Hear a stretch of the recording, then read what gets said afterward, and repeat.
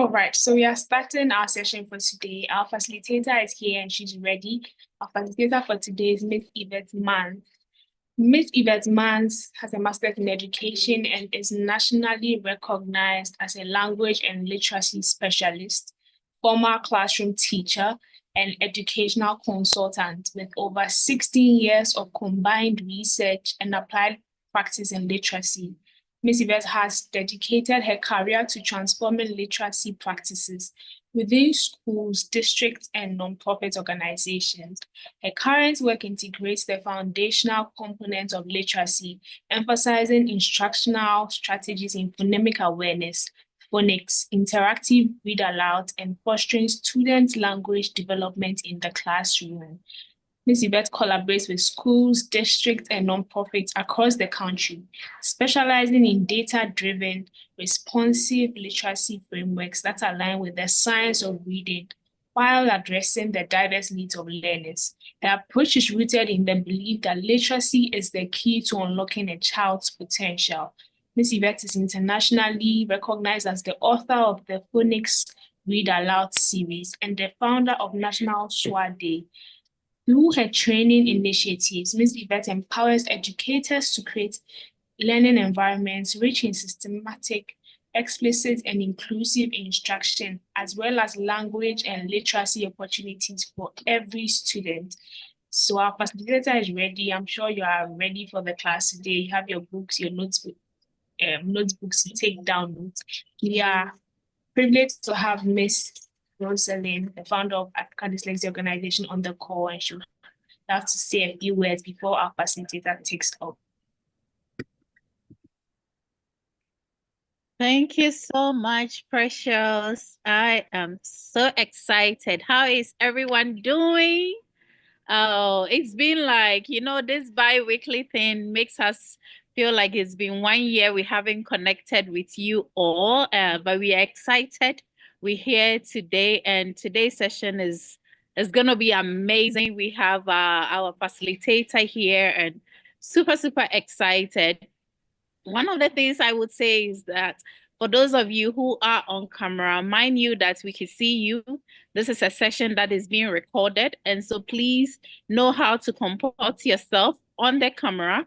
If you don't know, then it's better you put off your camera. But we would love to see the many faces of you as well. And so just be mindful of what you are showing in the camera to all of us. Professionally, you should be seated just as I am seated, or Precious is seated, or our facilitator is seated. That is how we show up on a virtual meetings. So please be mindful, because some of the things that we see and record, it's not good. And you are so lucky because we don't make these sessions public. It's for our registered and accepted participants. If it's something that goes public, you could be in trouble. But then remember, some of you can also screenshot and stuff. So please let's know how to comport ourselves.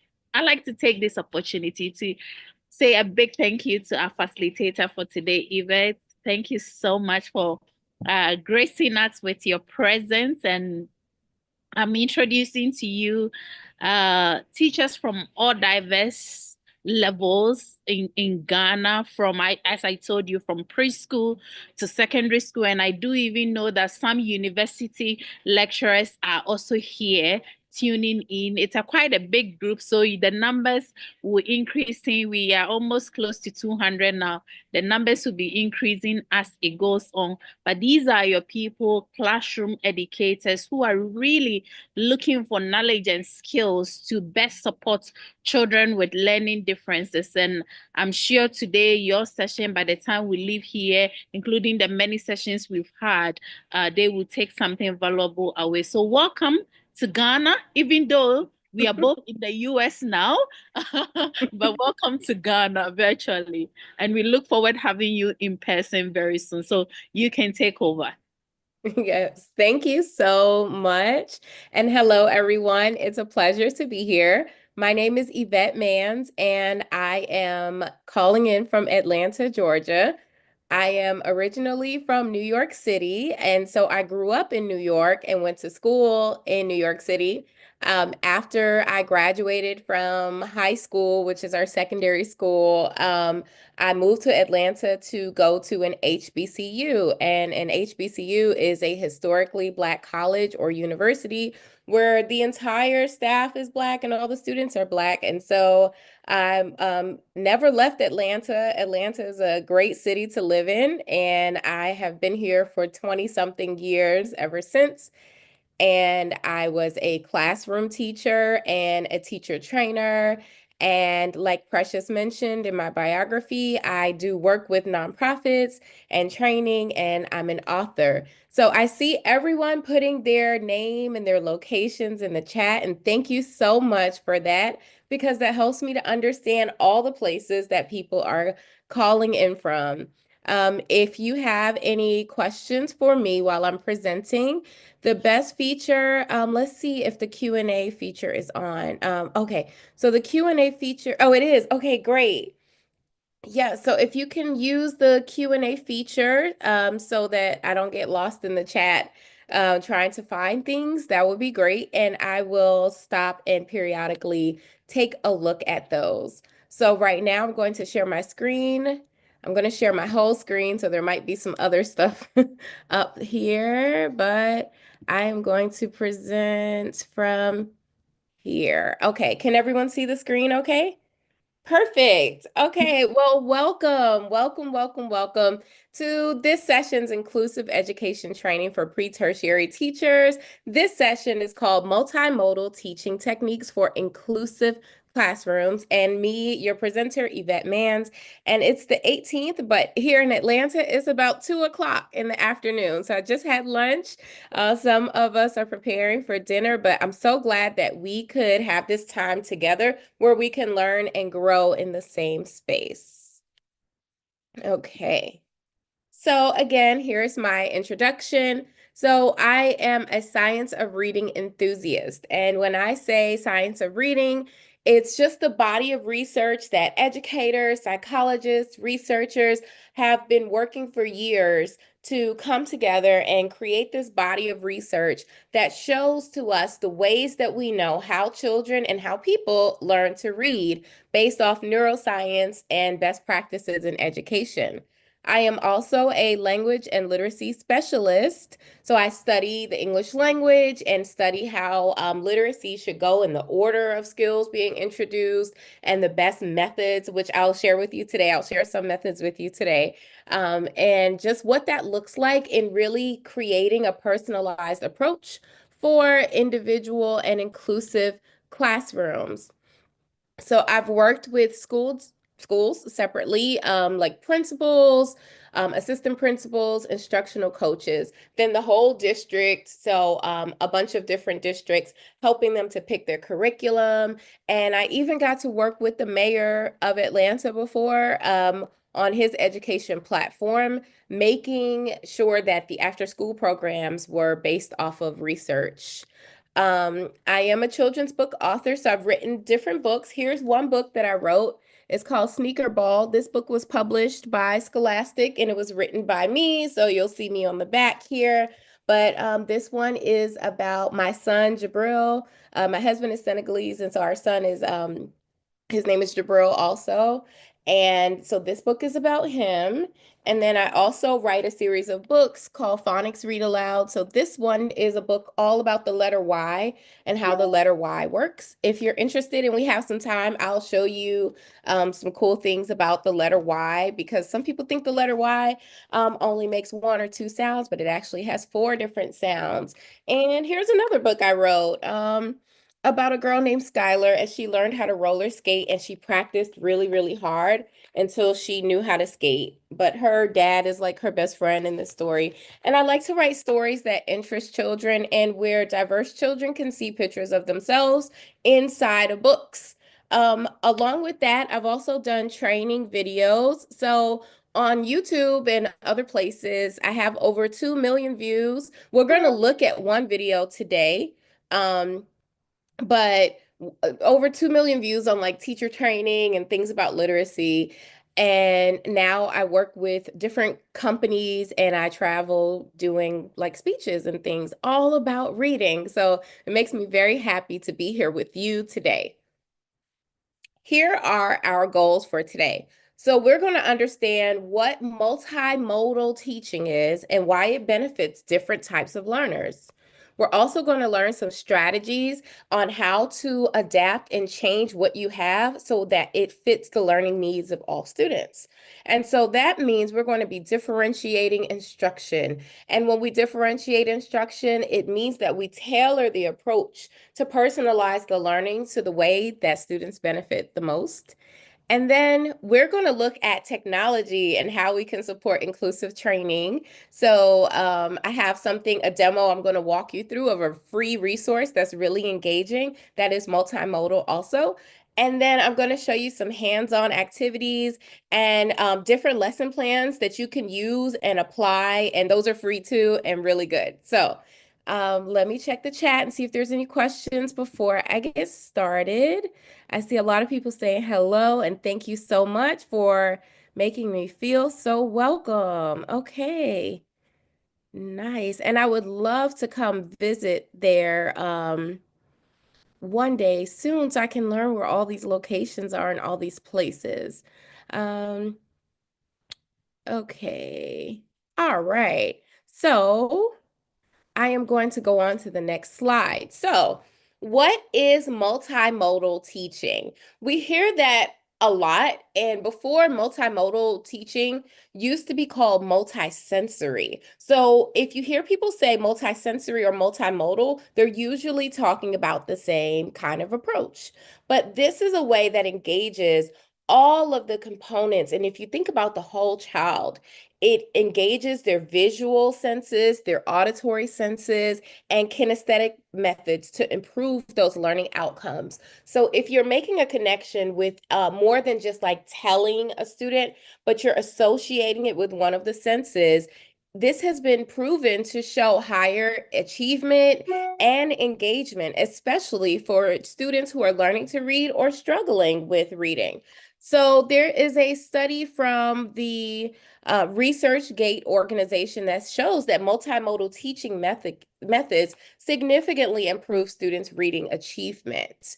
And so we want to keep that in mind because when we think of reading, right, we want our students to be able to break down the code of the letters to put them into words and read them fluently so they can make meaning of it.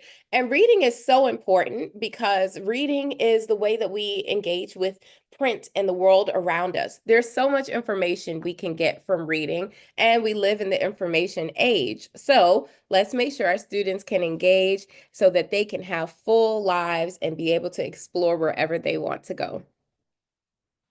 Okay, this model here is one of my favorite models. If you could take a screenshot of this because I love this. And it looks a little complicated at first, but I'm going to break it down. So this research model is a research model from a woman named Hollis Scarborough. She created this research model in 2001. She is a wonderful researcher and she studied a lot about reading.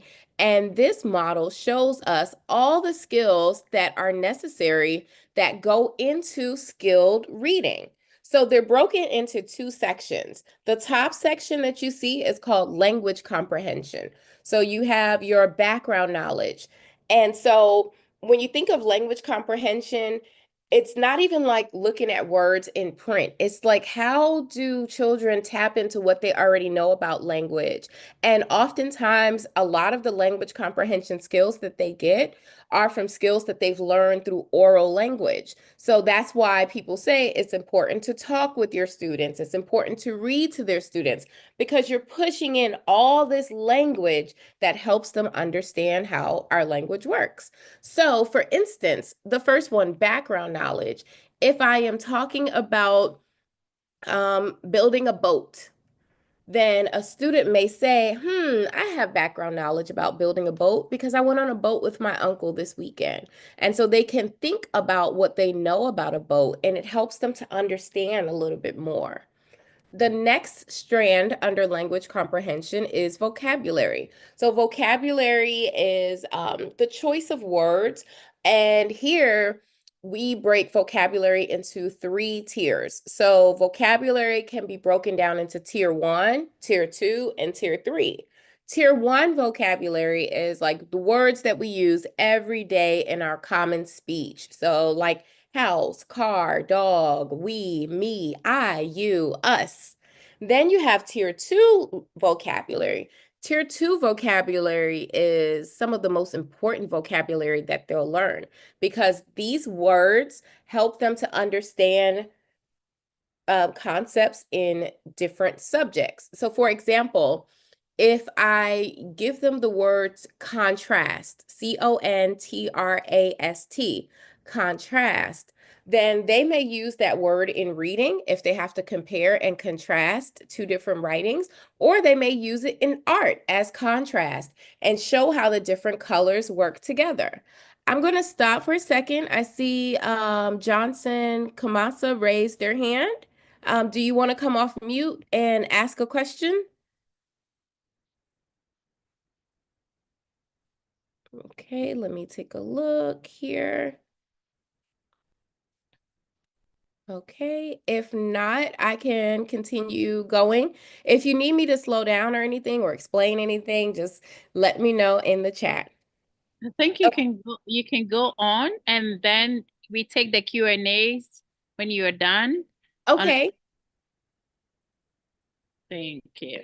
Yes. Okay. So Razi, I see your hand. And so we'll save time at the end for Q&A. Just write down your questions for me. And so we can go back and make sure we answer everyone's question. I hope that sounds good.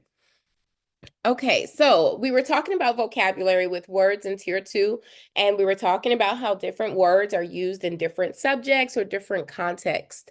And then there's tier 3 words. Tier 3 words are very subject-specific words. So if I teach about the word like legislature, that's usually a word that a student will come across in a social studies lesson. Or if I teach about the word photosynthesis, then that's a word that students will come across in a science lesson. So tier 3 words are very content specific. So the reason I say tier 2 words are my favorite because once they learn those words in tier 2, they can apply it in different areas. The next part under the language comprehension model is the language structure. So there's a section that says semantics. Semantics is the choice of words that you would use. So if I am talking to my grandma, I would choose more respectful words talking to her versus talking to a friend. So semantics is like a choice of words and how you use them when talking to different people or in different environments. And syntax is the order of the words and how it helps us to make meaning. So if you think about the words I and will and eat. If I say I will eat, I am telling you that I'm about to eat. But if I change the order of those words around and say, will I eat? Then I'm asking a question, trying to consider if I have time or interest or hunger to eat. So that's what syntax is. Syntax is moving things around and changing the meaning of the order of the words and the type of sentence that it is. Then you have verbal reasoning. Verbal reasoning is things like inferences and metaphors and similes. So a simile might say, he was as fast as lightning as he ran through the race. So the simile is comparing someone to something that's very fast, but that's in the verbal reasoning. And also there are idioms in that section. Idioms are different phrases that you have in different languages and cultures that mean things specifically. So, for example, if your throat hurts, like if you have a cold or you keep coughing, you might say, I have a frog in my throat. That doesn't mean there's a real frog in your throat, but it's just like your voice is raspy or something. So that's an idiom. Or another idiom is, let me think of a good one. Oh, if you tell a secret, then you will say, who let the cat out the bag? It's not really a cat in a bag, but that's just an idiom that we say here in America. So that verbal reasoning has inferences and metaphors and similes and so much more. And then literacy knowledge. So concepts of print. So for example, when you have a book, you have a front cover, you have a back cover. On some books, you have a spine. You're able to find where the author is and where the illustrator is. And different books are in different genres. So if you have a book that is all about bugs, then that may be a nonfiction book. But if you write a book about a bug that comes to life and is on the hunt for food with his bug friends, that may be a fiction genre. If you want to tell the story of Aesop's fables, then that's a fable. So different genres fall under literacy knowledge. So those are all the strands for the language comprehension portion. Now, let's get to the word recognition portion. So the first strand under word recognition is phonological awareness. And phonological awareness is an umbrella term that focuses on all the things when it comes to the sound and structure of words and letters and sounds in our language. So phonological awareness can include things like how many syllables in a word. For example, if I say motorcycle, and I want to clap those syllables out, I would say motorcycle. There are 4 syllables in the word motorcycle. So that is an activity that I might do with my students when we're focusing on syllables. Or sometimes I put my hand under my chin and see how many times my chin touches my hand. So I would say motorcycle. And then my chin touched my hand 4 times. I'm going to try it with another word. The word is butterfly. If you want to try it with me, you can put your hand under your chin or you can clap along with me. And the word is butterfly. So say butterfly. And now count how many syllables are in butterfly. Butterfly. 3. There are 3 syllables in butterflies. Sometimes people explain the syllables as how many like beats that there are in a word, but it tells us how to break the word into how many vowel sounds separate the consonants and vowel clusters in a word. So there are 6 syllable types in English. There are closed syllables, consonant LE syllables, open syllables, vowel teams, silent E, and R syllables, are control syllables too. And then in English, we are a stress timed language. So the way you say things changes the word's meaning. So for example, if I say the word content, that means I'm happy. But if I say it like content, then that means like the stuff I would see in a book, or if I'm a social media and I'm an influencer and I'm filming content, it changes the way that the word is understood. So all those sound-based activities are underneath phonological awareness. And also phonemes are under that section. Phonemes are so important to understand. In English, there are 26 letters, but in the chat, I want you to tell me how many different sounds do you think there are? How many sounds are in the English language? There's 26 letters, but how many sounds do you think there are? I see someone said 42, someone said 44, someone said 41, a lot more 44s. Plenty. That's a great response. Okay, some more answers are coming in. I see 46, 44. More 44s. I see 48, 43, 44. All right, I'll give you about 1 more minute to tell us how many different sounds are in English. All right, 44, 42. A lot of 44 sounds. If you said 44 sounds, You are correct. Yay. So a lot of people don't get this. A lot of people, I'm seeing some yays in the chat.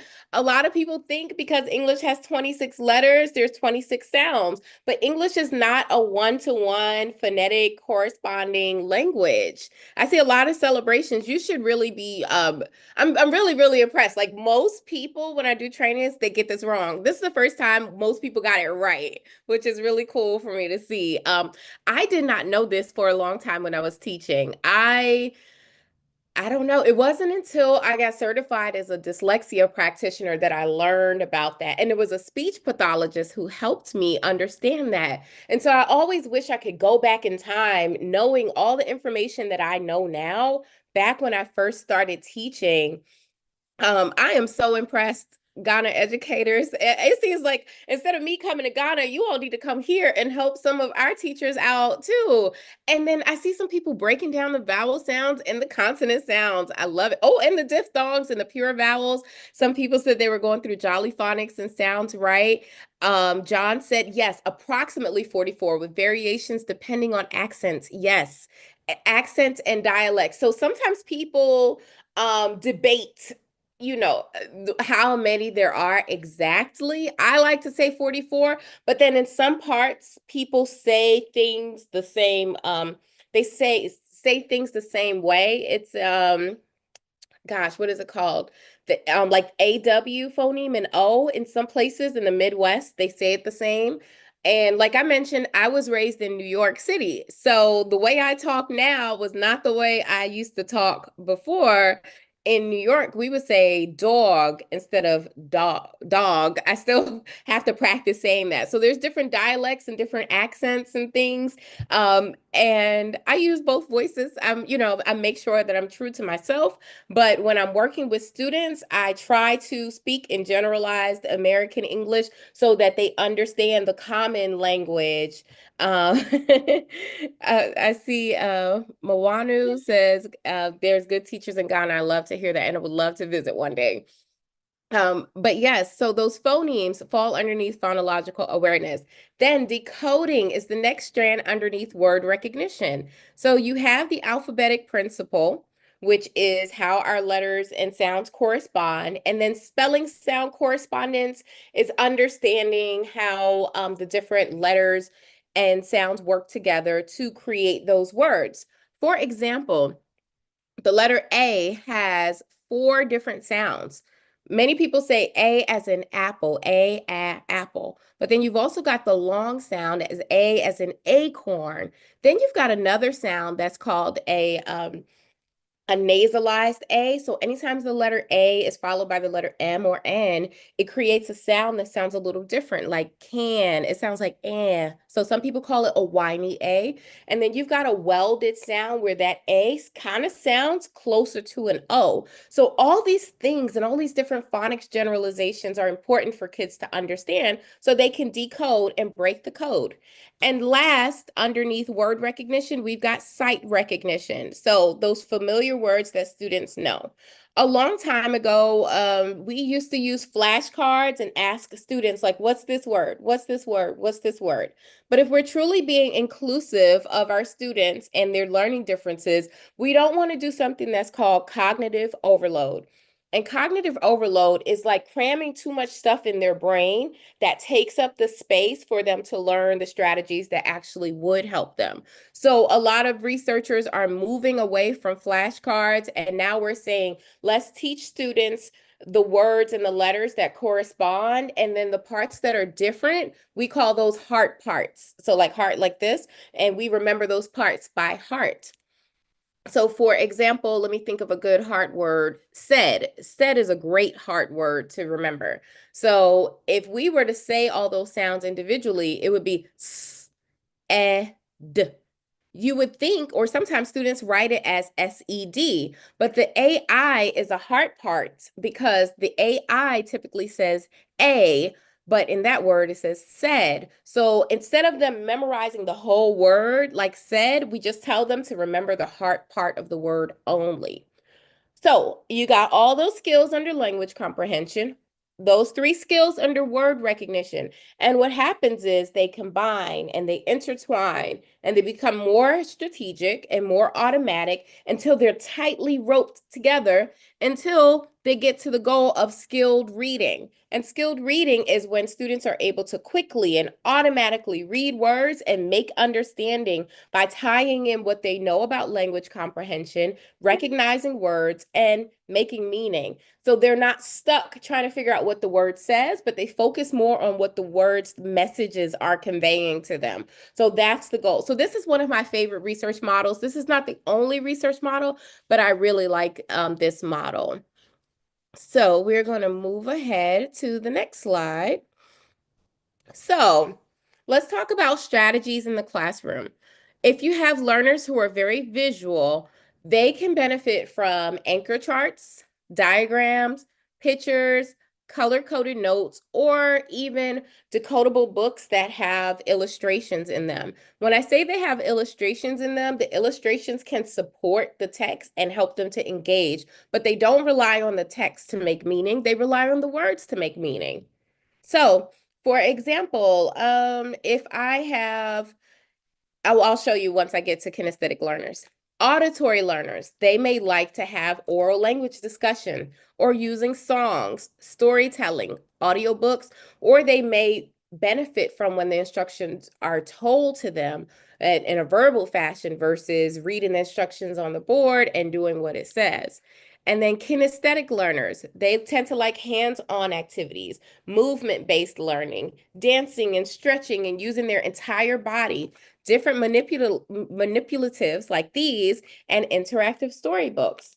So I'm going to show you how you can use these in a reading classroom. These are called Unifix cubes.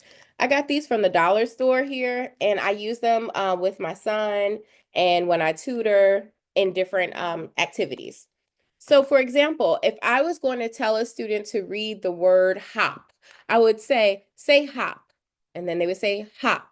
And then I would tell them, how many sounds do you hear in the word hop? Ah. And then I would tell them, put it together. What does this word say? Hop.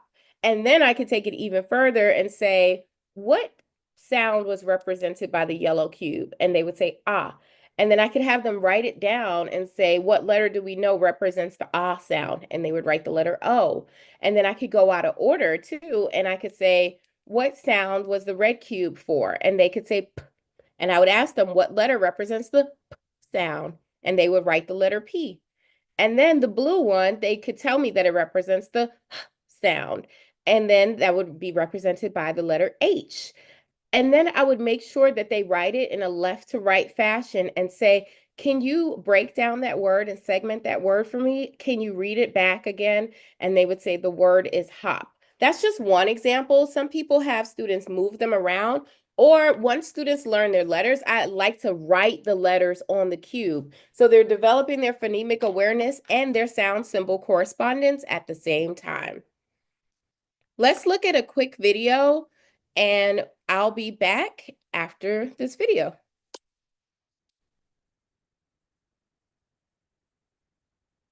The human brain has evolved and developed to learn optimally in a multisensory environment. Each of us uses multiple learning channels, and each of our brains has preferences and strengths in regards to these learning modalities. An overwhelming set of new findings has overturned the traditional view that these learning channels operate independently. Our education system is extremely biased toward these two modalities. Virtually all classroom teaching is presented from this bias. Multisensory learners find themselves in a challenging two-dimensional world where material is presented in a manner that does not land and cannot stick. This is the tragedy that plays out every day in our schools and with private tutors. All children are natural-born learners. There is nothing wrong with your child. The opticode system. Okay.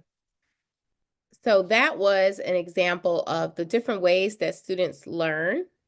And so now in the chat, I would like for you to tell me, how do you currently incorporate multimodal or multisensory techniques in your classroom?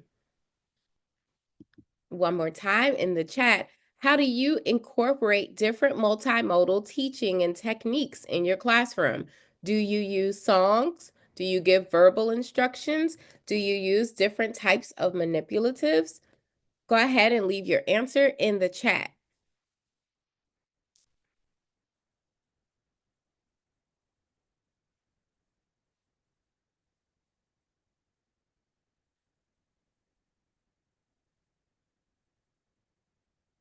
Okay, John uses songs, and so does Joshua. Grace uses songs too. Okay, using action songs and rhymes, videos and pictures, activities, PowerPoints, different types of instruction, visual and verbal prompts, real objects. Yes, that's called realia. Realia. Yes, I love those. Okay. Usually using manipulatives and objects and activities. Okay. Mnemonic devices. Okay, great responses. Oh, going on nature walks. That's a great way to employ the different learning techniques and strategies that children love, because sometimes it's hard to understand what a child's learning style is. And we don't want to just confine it to like one learning style, because these approaches can be used in combination. So we don't want to just say like only audio, but maybe you could have a mix of manipulatives and kinesthetic and oral. Okay, I see a blend of videos, images, role play, songs, models, projects, and real life experiences. Great job. Role play. To the person that says circle form, could you help me understand what circle form is? Because that sounds interesting.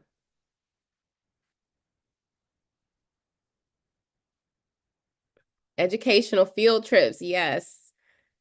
Oh, circle time activities, yes.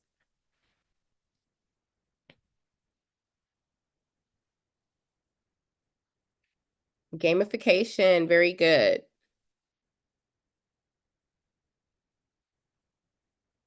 Okay, these are great responses. Thank you so much for sharing how you already incorporate multimodal techniques in your classrooms. Great job. Okay, so I'm going to go on to the next page.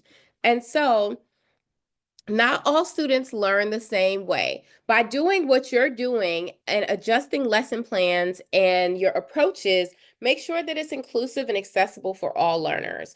And differentiated instruction improves students' engagement and performance a lot. So you all that are already doing multimodal strategies and techniques, please keep it up. And I hope in this session, maybe we can explore some more options that you would like to incorporate in your classroom environments. So if you would like some more adaptation strategies, you can use visual supports like mind maps and anchor charts to give children a visual reference for what they can look at and be reminded of a skill that they've learned, and then give them alternative ways to display their knowledge. So they can do a verbal report, or if they're younger learners or aren't as well versed in encoding and writing, then maybe they could use hands-on projects or drawings. And then, like you all mentioned, those real world connections to make learning more connected and relatable is a great way also. Here's some more examples. So like you all said, storytelling and role playing are a great way for students to show what they know. Having them to act out different scenarios helps them to deepen their emotional connection and understanding with the text. It's also a great way to build empathy, which is something that the world, or I'm not sure, but I know here in the US, we could use a lot more empathy with how we engage with each other. And we help students build empathy by putting them into the shoes of different characters or their peers in their environment. Those field trips and real world exploration activities. So, like you all mentioned, when they love to get out the classroom, that helps them to reinforce real world learning experiences and engage multiple senses. And then audio visual. So, using those videos, like you said, is wonderful. If it's appropriate, taste. Like in my science lesson, when I taught 5th grade, we did a lesson about the ways that things change form, and we were cooking. We were looking at how heat changes a substance, and we made pancakes in the classroom. And we talked about how it tasted and the texture of it. But even if you're in a science lesson and you want to talk about the scents of leaves or flowers or different examples of other foods from geography lessons, that's another way to incorporate multimodal learning. Okay, so this is from Ed Week, and we're going to look at how the multisensory approach helps our students learn to read. Apostrophe. 4 syllables. Let's see that syllables. The Orton-Gillingham methodology we use, or the IMSC approach we've used, is just that it's more of a methodology. It's less of a curriculum. There is some scripted information, but it's just basically walking the teachers through teaching a specific scope and sequence.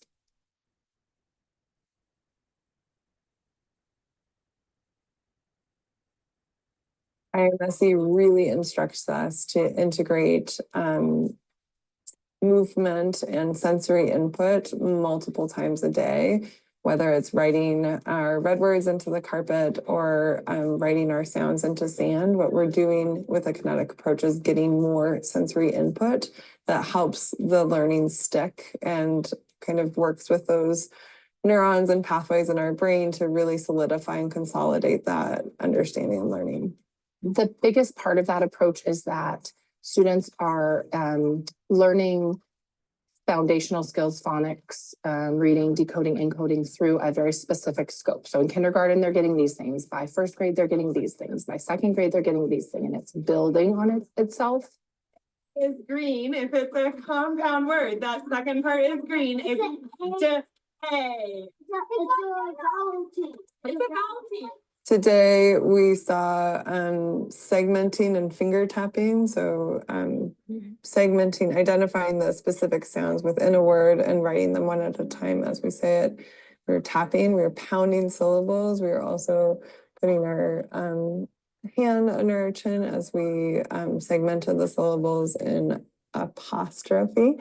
And then we also, with the sand, we were writing the multiple spellings of different sounds. So for example, the k sound, we know 3 ways to spell that sound, and we wrote C says k, K says k, CK says k. CG says j. And soft G says j. Okay, you should repeat. Our state has really poor proficiency skills in reading. Our school, I would say, mimicked those. They looked very similar. They were probably around the 25th percentile, so meaning 25% of our students were proficient at grade level in reading. In the last 4 years, proficiency has raised to almost 50%. It's a huge jump. We have a long way to go, but I think it just speaks to the quality of instruction that IMSC gives. Dam is a human-made construction that blocks water, right? This method is extremely incredible in its capacity to empower students in their reading and learning. They feel secure in what they know, and they're able to articulate it clearly on their own. They use a lot of metacognition. They see patterns everywhere. Their thinking, learning, writing brains are on all day. And so it's really incredible to hear them recognize, concepts throughout the day. And it's not learning in isolation. It's learning that permeates throughout the whole day. Okay, so I'm going to ask you to share out one of the multisensory ways that you saw in this video that the teacher was instructing using. What was one of the ways that you saw? It could be your favorite way. Okay, I see the video was breaking for someone. And this, I got a comment, this is good, and this may be a shift in how things are typically taught. But those flashcards and the sand tray, yes, the sand tray to write out letters. So Just to be clear about the flashcards, those are on what's called a blending board. And so the blending board is kind of like a warm-up drill that you do. So you see, like, you'll swap out the initial phoneme or the initial grapheme and the final one and the medial one, and have students like automatically decode what the word is. So the sand tray is a great way. Also using the chin to identify those syllables. And there was another thing that the teacher did also, which was arm tapping. So you can finger tap. So like the word bin, you would say b-in, bin. That is a way that students tap, or they segment, then blend the words. They start, it depends on which program you use, because I typically tap like this, but another program starts with your pinky finger, because you, nope, sorry. The one program starts with your pinky finger, but a lot of programs, if you're on your left hand, you start with your pinky, and if you're on your right hand, you start with your thumb. So it reinforces the left to right directionality. And then they also do arm tapping. So a game that I used to play with my kindergartners was called Break It Down. And I would say, break it down, break it down, break it down. I say the word, you say the sound. The word is bin. What's the word? And then the kids would say bin, and they would stick out their arm and they would tap at their shoulder and say b, and then they would tap in the middle of their arm and say eh, and then they would tap at their wrist and say mm. And I would say, what's the word? And they would go like this and say bin. So that way they're segmenting and breaking the words on the part of their body that naturally folds at their shoulder, at their elbow, and at their wrist. So they would go b, eh, bin. So you might have seen her do some arm tapping. That's a great way to do it, because the kids like to kind of stand up, and they see it like a game too. But these are all multimodal ways that we can incorporate that. Okay, I'm seeing some comments about the network. If anyone else is having an issue with the network, let me know. Skywriting, yes, skywriting is a great way to do that also. Who was that who said skywriting? Yes, you said I sometimes use by writing in the air and at the back of their friend. Yes, so they're taking their finger and forming the letters in the air. And so some curriculums say they have to have their elbows straight, but some people don't mind, but they're actually writing the letters that represent the sound. These are all multimodal ways. Okay. All multimodal ways. Sorry, looking at the chat again. Okay, let's keep going. So this arm tapping.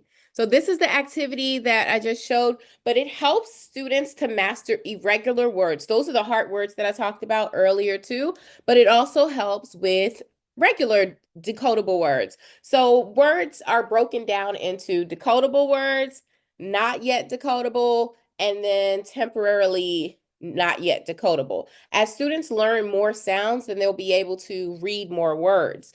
But in this activity, you can have a stack of cards that have the words that your students are studying. And then one by one, you could say the word and hold the word in front of you with your other hand. And so you could show the word to the students and have them arm tap, again, using left to right. So whatever their dominant hand is, if they are right-handed, then they put their hand on their left shoulder. That was what I was demonstrated with the break it down game. Left-handed students put their left hand on their right wrist. So it goes a little different. Again, that's being inclusive and personalized in your approach. And then you could say the letter of the word, or if you want to do it at the sound base, you can do a sound base also. And then they say the whole word when they sweep it down. So they're segmenting and then they're blending again. Now, let's talk about sound walls. Sound walls have been one of the most prevalent shifts, moving away from word walls to sound spelling walls. Sound walls have words that are sorted according to the articulation of speech sounds within a word. So this really helps students as opposed to word walls. And I'm going to be honest, when I had a classroom, I had a word wall. I had A through Z, and every new vocabulary word that we learned, I put it under that section. But now we're seeing the research that shows that sound spelling walls work really well. So this is a display that can go in your classroom, or you can have a personalized sound wall. I'll show you one of my favorite ones here.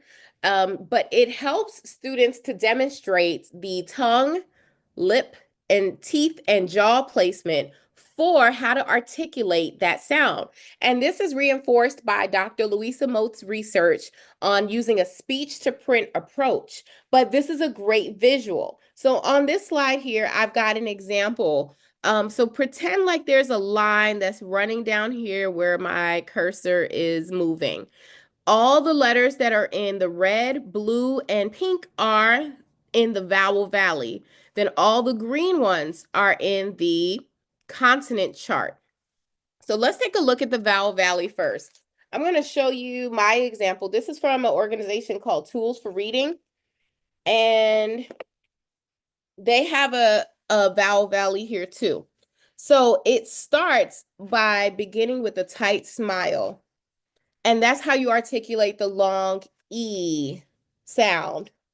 Then you go down to short I, and then you go to long A, short E. And what's happening is as you're articulating these vowel sounds, your mouth is going from a wide, tense location and position to the bottom sound, which is wide and open, and your chin is dropped, like is at the bottom of the valley. Then as you go back up, your mouth is changing and you end with the long U sound. And we know long U represents two sounds, oo and U. So U as in uniform and oo as in that middle sound.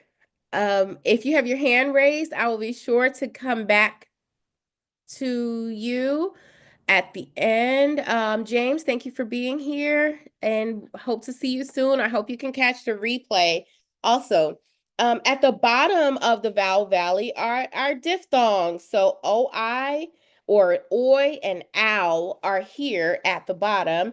And then those are controlled vowels or vowel R. So ER, AR, and OR. And we know because this is sound-based that ER is represented it could be represented by UR as in surf, or the IR as in bird, or even if the letter O follows the letter W, it sounds like ER, like word or world. That's something, yes, I can definitely share about vowel valley with you, yes.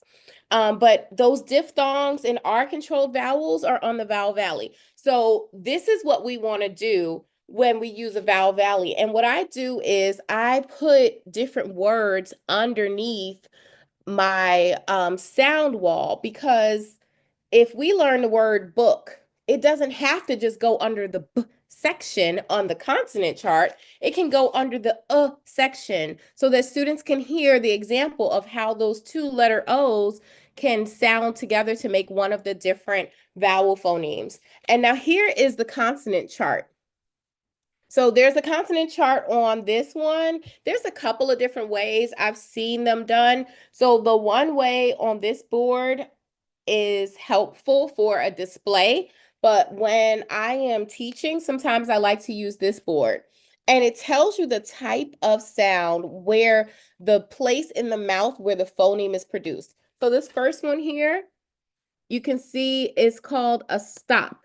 So there's different types of consonant sounds. There's stop sounds, and then there's those continual sounds that you can just kind of like continue on and on. So is a nasal sound, but it's also continuous. You can drag it all the way out. But the letters B and P are stop sounds because you can't drag out the B sound. You just say B, and it just stops right there. Then you have another sound that's called fricatives. Fricatives are called windy sounds, or like you have to blow out some wind when you say those sounds. So like the letter F, you say and you're pushing wind out from behind your teeth. Then the voiced version of that sound is So if you're using some curriculum, they'll call F and V sister sounds because they're the same sounds. It just tells you whether your vocal cords and your voice box is turned on. But it tells you what you should be doing with your teeth and your lips and your tongues. And so this one, your tongue goes between your teeth for TH. We know that TH makes two sounds. We know TH is that's the unvoiced sound, and then V is the voiced sound. So if you're saying the word this, that's the unvoiced sound. But if you say the middle sound in the word feather, you can feel your tongue vibrate a little bit and your vocal box is just kind of shaking a little bit. So it tells us the difference between voiced and unvoiced sounds, and then liquid and voiced sounds. So there's two liquid sounds in English, the L sound and the R sound, which can be pretty tricky for people to articulate, especially if you speak a home language that doesn't typically have a differentiator between L and R, or even I have a tricky time with R sometimes. It just comes out a little strange. Not strange, just unique. But those sounds, they kind of flow into two different sounds. So ooh and R. And R sounds different if it's in the initial position or in the medial position. So sound walls can really help everyone. And I see a lot of people know about fricatives and glides and affricates and those nasal sounds. And there's only 3 nasal sounds, just the M, the N, and the NG. But remember, we know that the letter A changes before those nasalized sounds because of the co-articulation, which is how your sounds shift into one another. So these all impact different sounds. So since you know about the 44 sounds of English, I'm not going to show you this whole video, but here is a video that I made a couple years ago. I forgot how many years ago it was, but I made this video to show what your mouth does when you are articulating. So I'll just show you a little bit. If you've already seen this video, you can just say, oh, okay, I'll show it. Yeah. Yeah, Judith, I made this video. It was a training video for some of my teachers that I was working with who were adding schwa sounds. Oh, sorry. Yeah, I see I'm looking at the comments coming in, but sometimes some of the teachers I was working with were adding schwa sounds. So when they were blending different words, they would say like ka, a, ta. And then when the kids were blending the words, they were saying like kaata. And they were like, no, you're spelling it wrong. And I'm like, well, because you're adding a schwa sound, which is an extra schwa onto the end of the sound. That's not where we want a schwa. A schwa is an unstressed sound where it's written as the upside down letter E, and that takes the place of any vowel sound. But schwa is reserved for the unstressed syllable in English. We don't want to add the schwa onto the end of a phoneme. So I'll show you this video. If you look for it on YouTube and you want to practice it or share it with somebody, it's just called 44 phonemes. But I will show you this video. Hi, I'm Yvette, a facilitator at the Rollins Center for Language and Literacy. You probably already know the English language has very distinct sounds, or phonemes, that we combine in different ways to make words. In this video, we are going to demonstrate how to pronounce each of the individual phonemes. Often, we accidentally add an extra or schwa sound to the end of consonants. If students hear this and imitate it, it may then be reflected in later reading and writing tasks. To prevent this, it is important to produce only the phoneme itself without any additional sounds. An example of this is the sound. Sometimes when teachers are trying to emphasize or isolate a phoneme, they say, huh. Instead, focus on producing just the phoneme itself. We'll start with the consonant phonemes. You'll see the associated letter or letter combination, also known as a grapheme, on the screen as I say the sound. Ready? Here we go. As in banana. D as in dinosaur. As in fish. G as in guitar, as in hand. J as in jelly, as in car. U as in leaf. As in Monday. As in nail. As in the end of the word sing. As in pumpkin.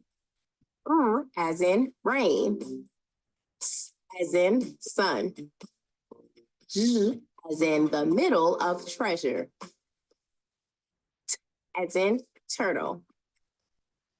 As in volcano.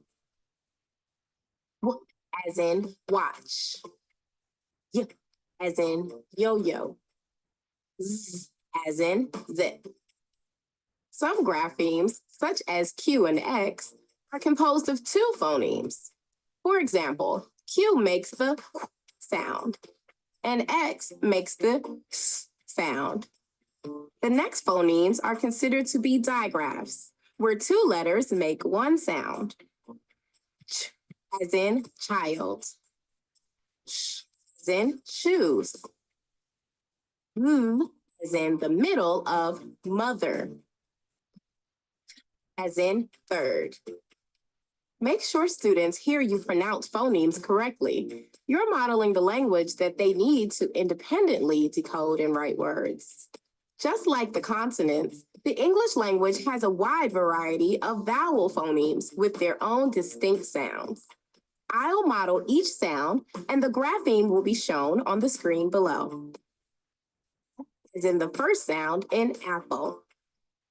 E as in the first sound in elephants.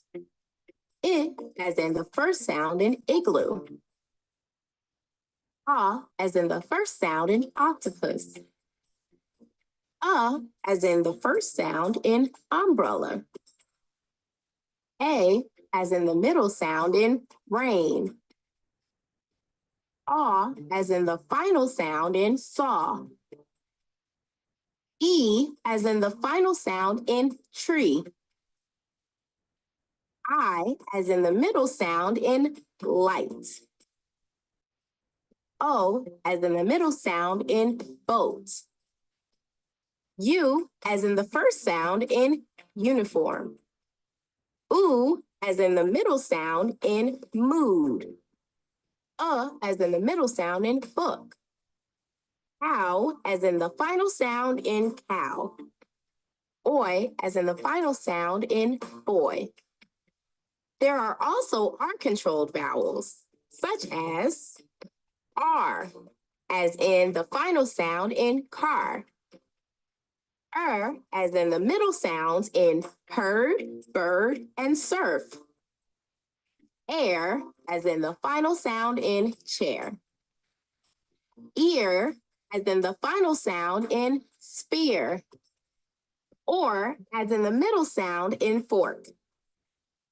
Sometimes, when a vowel sound is located in the unstressed syllable of a word, it becomes a schwa. An example of this is the that you hear as in the first sound of the word again. Make sure that your students hear you model the correct consonant and vowel phonemes. This will help them produce the correct sounds themselves, and in turn, guide them as they learn to read and write. Okay, so I hope that video was helpful. I see some people have seen this video before. Yeah, it was fun to film. It took us 8 hours to film it, but there was like cameras up close, but I was so glad that there was a speech pathologist who was there to help me because like I mentioned, where I grew up, we speak a little differently. And so the speech pathologist helped me. If you're using that video, some people like to change the pronunciation of the W sound. They say woo instead of w. So it depends on where the W is, like water. It kind of sounds a little more like woo. So you can use that. The R that I used in the video is like in the middle of the word, but it's not the initial R sound. And what's the other one? Oh, Y. Some people say Y differently. They say it like ye, like yellow. So just keep that in mind if you hear students articulate that in a different way. But like the other person mentioned earlier in our session, we have different dialects and stuff. So this is just a way to be helpful. And I hope that video was helpful. So let's talk about what challenges that we might face when we're adapting lessons for students.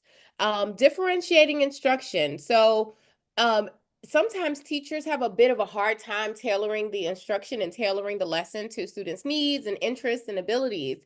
I remember when I was teaching, I would spend like Sunday nights getting ready for school for the week ahead, and I found myself making 3 different tasks for every subject.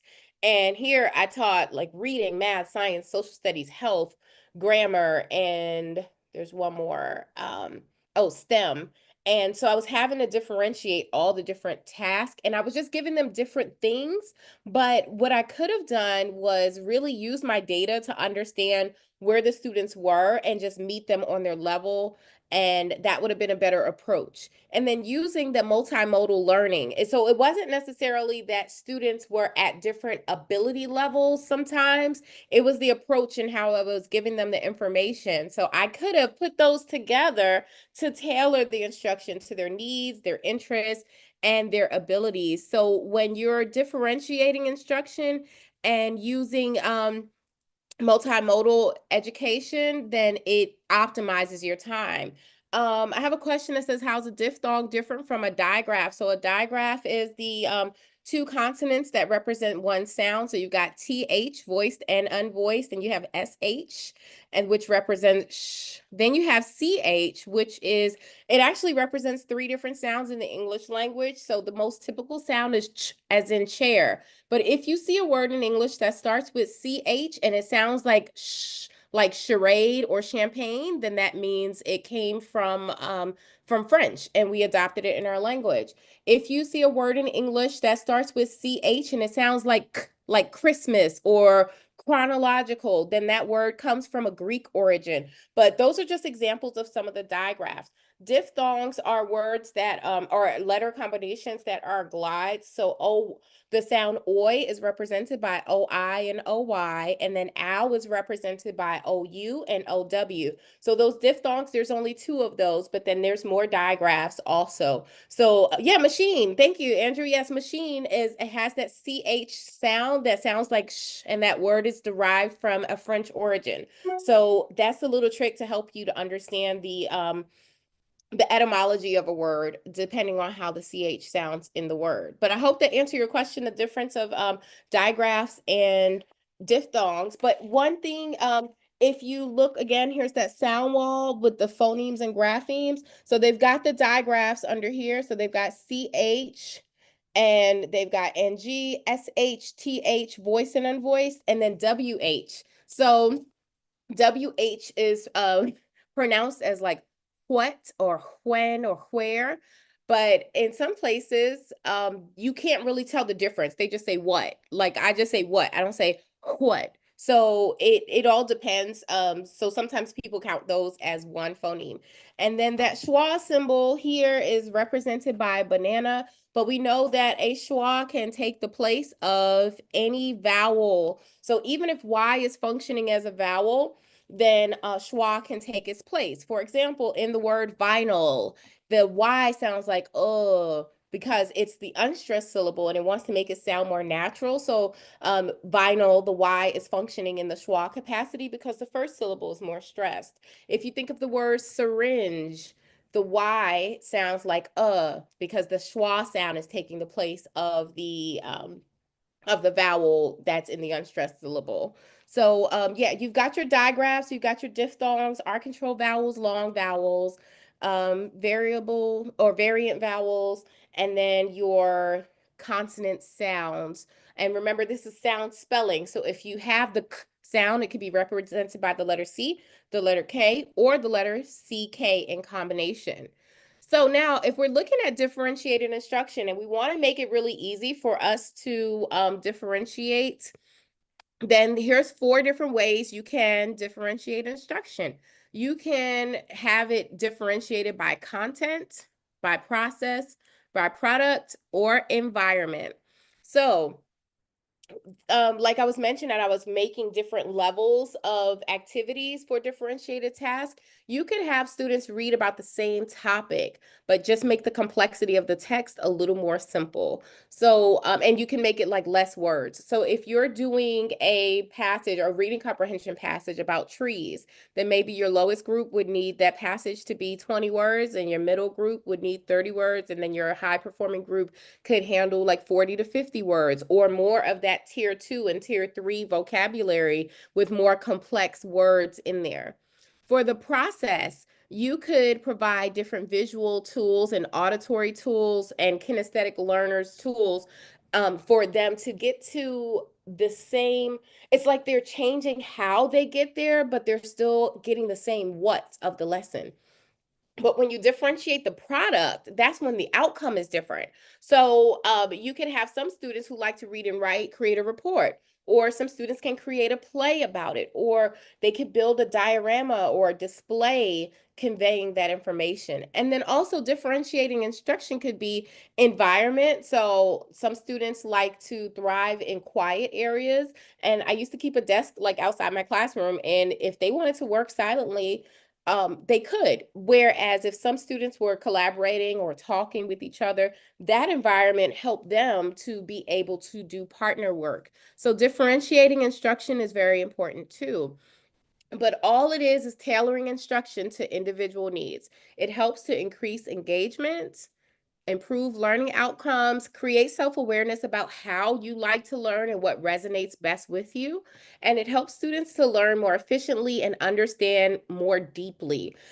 Here in the States, we have something called the Common Core Learning Standards. And sometimes it's a little tricky because a student's developmental progress doesn't always line up with their grade level expectations, right? So like if I'm teaching third grade, I taught third grade maybe 8 years. In third grade, they go from learning to read in kindergarten through second grade to reading to learn in third and beyond. But if a student wasn't able to read fluently and comprehend, then what I would do to differentiate their instruction is to go backwards and fill in the gaps of what they needed. Even if a student was in third grade, they might need help with their letter sounds. They might need help learning the alphabet. So I didn't penalize those students just because it's like, oh, you're 8, you should know this already. The reality is they don't know it. So I just met them where they were, but this helps them to get a love of learning and have a positive association with it.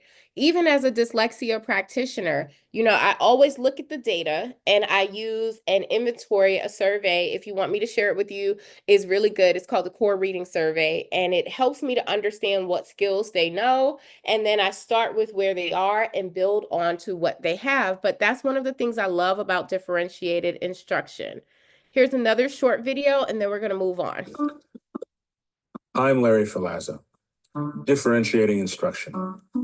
To some educators, it conjures visions of having to create a different lesson for every student in the room and long nights of planning and grading. That insanity is not what differentiation is all about. Differentiating instruction is really a way of thinking, not a pre-planned list of strategies. Oftentimes, it is making decisions in a moment based on this mindset. It's recognizing that, to paraphrase Rick Wormley, fair doesn't always mean treating everyone equally. It's recognizing that all of our students bring different gifts and challenges, and that as educators, we need to recognize those differences and use our professional judgment to flexibly respond to them in our teaching. Carol Tomlinson talks about the ability to differentiate in 3 areas: content, process, and product. For content, student choice is one way we might differentiate, like allowing students to choose their research topics or essay prompts. As teachers, we need to keep our eyes on the prize. In other words, we have to keep asking ourselves, what are the main learning objectives? One day, my students were writing an argument essay about what would be the worst natural disaster to experience. John's head was down on the desk. He was not doing anything. I knew that he was interested in football, so I told him that he could write an essay on why his favorite team was the best. He would still have to make an argument just about football instead of hurricanes or earthquakes. His eyes lit up. He got to work and wrote what his mother later told me was the first essay he had ever written in school. He had followed all the guidelines of a good argument essay. The prize, in this case, was learning to write an argument essay, not learning to write about natural disasters. To differentiate by process, teachers can change up how they group students. Sometimes a mixed ability group might work best, while sometimes it might be appropriate to have same ability groups. We might have an English proficient buddy work with an English language learner to help them out.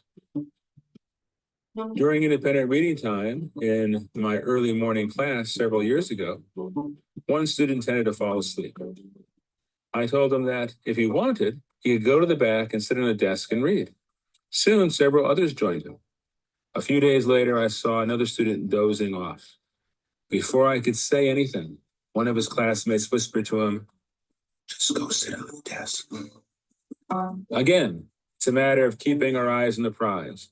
What are the learning objectives and what are the best roads to get there for different students? Teachers can also differentiate by the type of product students create. The major demonstration of learning doesn't always have to be an essay or a multiple choice test. One year I had a student who liked to doodle when other students or I were talking. I told her it was okay as long as she was doodling about the information we were discussing. She built on those doodles to create a final project that brilliantly and visually represented all the key points we had covered. When I give tests, I often give students an extra blank page where they can write anything else they remember about the topic being tested that they think is important. I often find the quality of thinking and writing better there than in response to my test questions.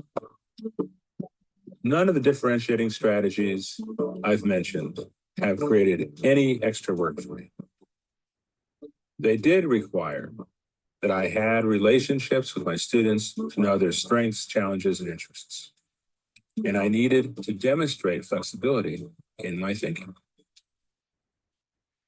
Okay, so that was just a quick video about how easy differentiation can be. And it's not as hard as I was making it to be, and it's really manageable and impactful. So Dr. Carol Tomlinson, she talks about really focusing in on those 3 areas. I know I talked about 4 areas about differentiating environment, but focusing on the content, the process, and the product. So that is a good way to make it easy to differentiate instruction. And so with our hands-on learning practice, you could work in small groups to modify a sample lesson. Small group instruction is really, really one of my favorite models. There was one year where I taught solely in small group instruction. And so what I did was I took the data and I put the kids into different groups for different areas. And I would pull 6 students at a time and would work with them on their level. So if I had students who all needed help with R control vowels, then we would be working on decodable text and passages with the skill they needed. While I was working with those students, the other students were working on tasks on their level, and then they rotated around to me. And my data was just like really high. Like the students were learning because it was a lower student teacher ratio and it was a more personalized approach. And that was more so like creating personalized learning plans, but it felt like the students were learning faster and I could be more observant of what was happening. And yeah, I just kind of put myself into their shoes of what they needed. Some students had, they were a little shy about the areas they needed help in, but when they were in small homogeneous groups where they were all working on the same skill, they became more confident too. So, if you are personalizing a lesson plan, here's an example of one. You might want to just keep a binder or folder with like the different skills that you're working on. And then you can just, create a goal for each student. Like they can currently write a couple of sentences. I want them to be able to write a paragraph. And I know that they achieve the goal once they're able to write a topic sentence, a paragraph, and a closing statement. And those personalized learning plans can be for the students' planning and organization, which often falls under executive functioning. So students who have dyslexia or who have other neurological differences or processing differences may need help with organization and planning or writing or even sustaining and focusing attention. So this comes from Mindful with Children, and it's just a sample education plan if you do want to make personalized learning plans for your students. But when you're personalizing those strategies, giving students a choice in the different activities is very helpful. And then also the pacing, make sure it's at a good pace for them where they feel like they can work to mastery and they don't feel rushed or overwhelmed, but it's not too much time to allow for boredom. And then those individual learning goals are focusing on student strength and areas for growth, and then taking ownership. So designing their own project or researching assignments. This works really great with the older learners that you're working with. And yeah, it really, really helps them to get bought in and get them engaged. So now let's talk about technology. So the benefits of using technology is that we live in a technology society. And so we want to support our diverse learning needs through interactive and engaging methods. And a lot of technology is really adaptive to where the content changes according to the student's ability and the amount that they get correct. So technology-based instruction can improve student outcomes, especially for students with disabilities or learning differences. I will say, though, that I have yet to see a technology program that takes the place of a great teacher. And there's so many great teachers on this call. So I think by combining multimodal education and technology embedded education, you can create students who are well-rounded and have computer literacy skills for 2025 and beyond. So here's how you can use personalized learning strategies with technology. If you have a digital whiteboard, you can use that, or even if you have laptops. If you're reading books, like I know this book comes in an audio book too.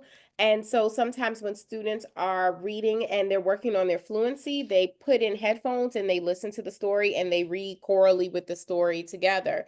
A virtual lab for like hands-on experiments is really good for older learners. And then LMSs like learning management systems. So if you're using Google Classroom or Blackboard, those are a great way to organize lessons too.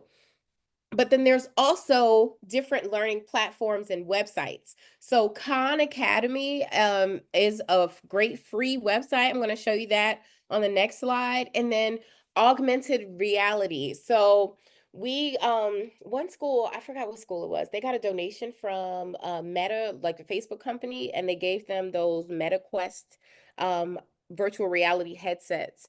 And they were in a digital classroom and they had these like wands and stuff and they were moving things around, and that was pretty cool. There are also some books where you scan a QR code with your phone and then it makes the images from the books kind of like pop up, and it's really interesting. But then also too, on a more simple level, there's gamified learning apps like Kahoot, and we're going to try a Kahoot today. So let's take a look at Khan Academy. So Khan Academy, I'm going to close out of this and open Khan Academy here. And Khan Academy is a great tool that you can use. So there's different subjects on here, like if you're math, pre-K through 8th grade, high school and college, reading and language arts up to 2nd grade. They have an app, and the app is free that you can put on. Yeah, it says 100% free, no ads, no subscriptions. My son uses this app too. Growing up is exciting. There are so many firsts to discover. Your first word, your first book, your first day of school. And with each new thing you learn, you grow. At Khan Academy, we embrace and celebrate learning at all ages. We created Khan Academy Kids to spark the joy of learning in kids ages 2 through 7. Through thousands of activities, books, and videos, kids can read, play, learn, and grow. Narrator Cody Bear and her friends guide kids through the app, encouraging creativity, curiosity, and kindness. Because we believe that everyone should have access to learning, Khan Academy Kids is completely free. No ads, no subscriptions. Khan Academy Kids, now celebrating first words through first grade, available in the App Store, Google Play, and Amazon. And that's Khan Academy. I see some people in the chat are saying they love it already. Khan Academy has always been free. It used to just be like for adults a long time ago, but I love their kids content. So that's a great one. And then Kahoot. Kahoot is a great way that I love to replace my assessments and my tests. So I'm going to show you Kahoot. This is what it looks like when you go to kahoot.com.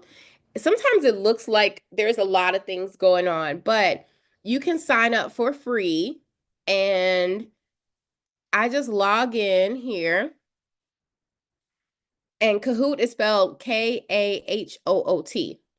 And there's different games, or you can make your own like review. And when I say games, it's like a quiz. So I've done some other ones before that was like a training one. So here's an example. We'll play this together. So I'm going to start this. And so what happens is this is another way of an assessment. If you want to play along, you can take your phone or another device and scan the QR code that's on the screen if you want to play. And then just type your name in when you're here.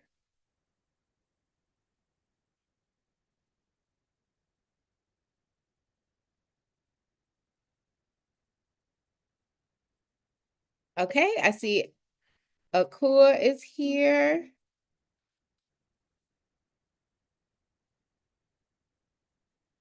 I'll give you some time to scan the QR code.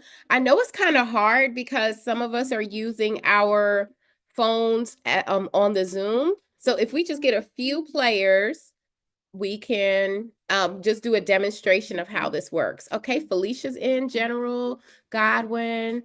All right, we're getting some more players.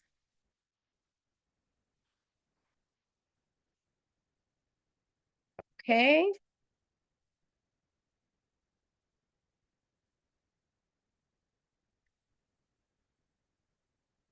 All right.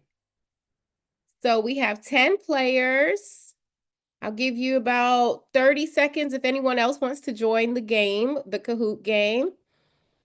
Okay.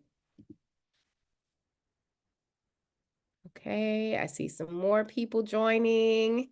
And I'm going to press start in 10, 9, 8, 7, 6, 5, 4, 3, 2, 1, 0. I'm going to press start. I hope everyone got in that wanted to get in. Oh, okay, wait, there's more people popping up. Okay. I'll wait a little bit longer.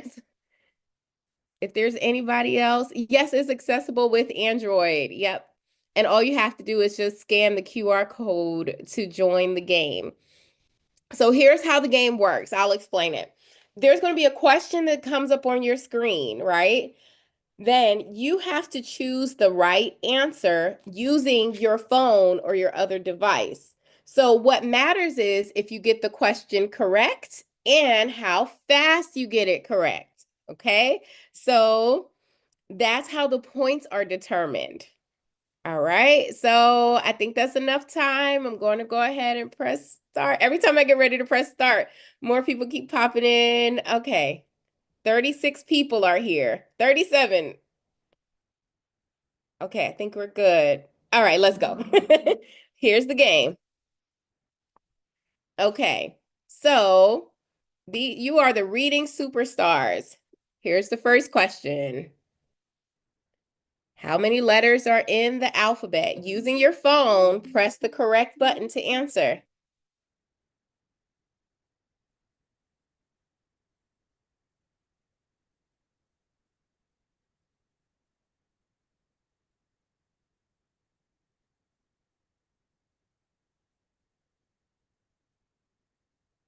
Ten seconds.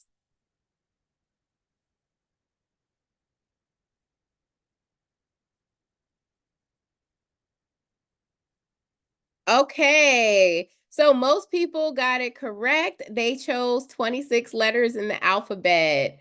All right, now it's time for the next question. Let's see.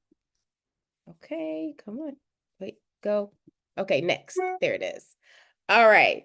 So in first place is Jaka. And you can see who's like first, second, third, fourth, and fifth. You can use this with your students in teams, or you can do it individual. We're just doing individual for today. All right.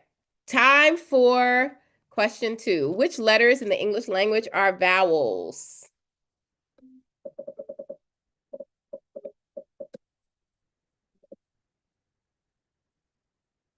20 seconds.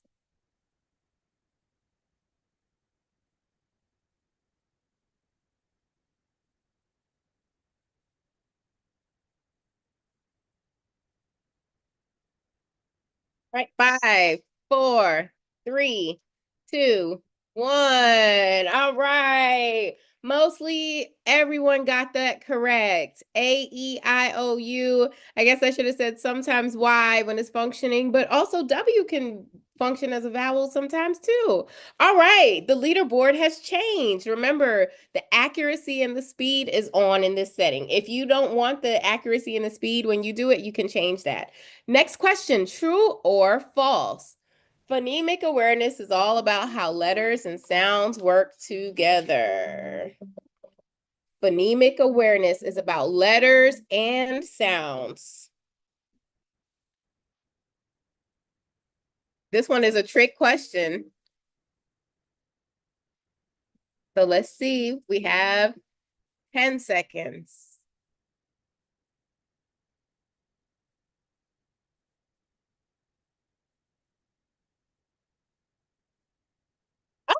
Oh, okay, good job. Yes, it is not all. Whoa. Oh, I'm sorry. So phonemic awareness is usually about the sounds in the letters. Phonemic awareness can be taught using a sound and actual letter correspondence, but when you attach sounds and letters, that becomes phonics. So Pepra, you're in first place. You are moved up 16 spots. So what do we include in reading fluency? Oh, we didn't go over this, but choose your best choice. Do you think it's if the words are read accurately? If words are read with expression, if words are read with speed, or all of the above?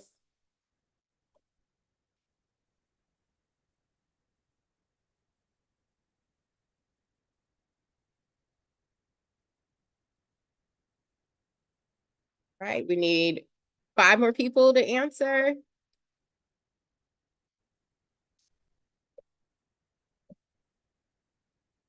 If you said all of the above, you are correct. Okay, so we got a new leaderboard. I think this is the last question. How many phonemes are in the English language according to what we discussed?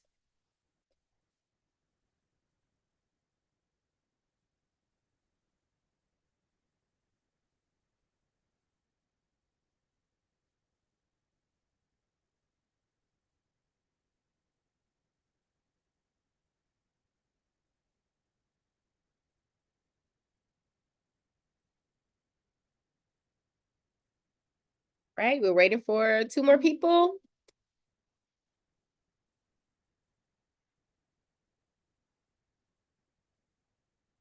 One more person. You have 20 seconds.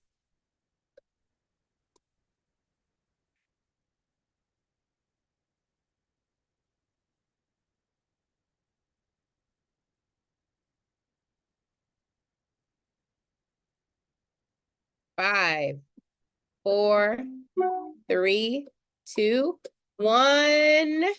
44 sounds. If you said 44 sounds, you were correct. All right, let's see. In third place is Caleb. Second place is Nana. And first place is Pepra. Congratulations.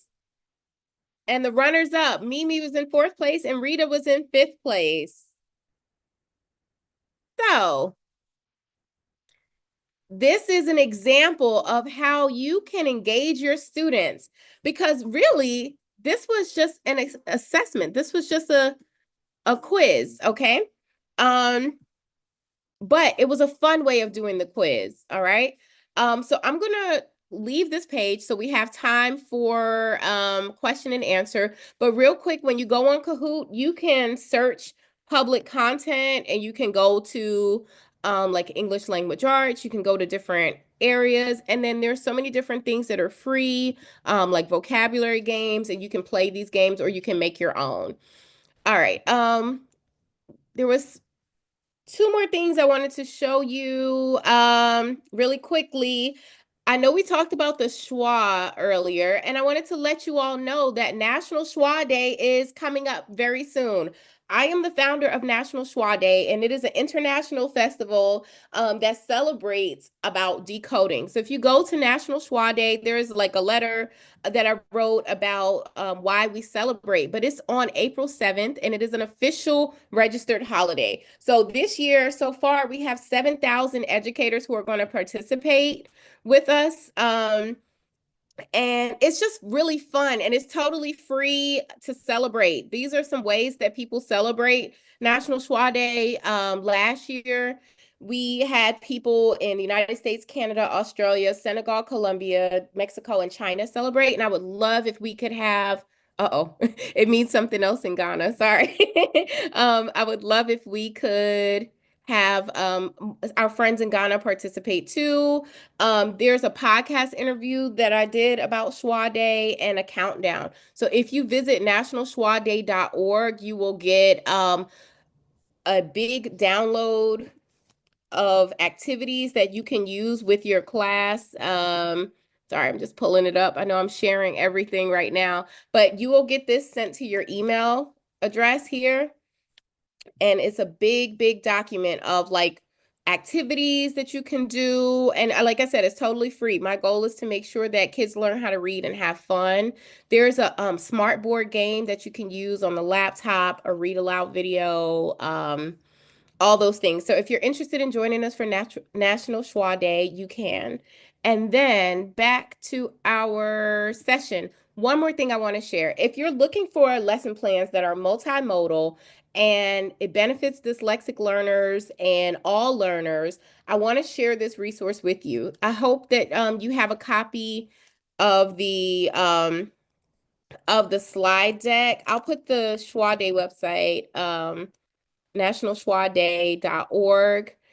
You can visit that later. And then this website too, you can go in. Oh, good. You have a copy. Okay. You can go in and get these lesson plans.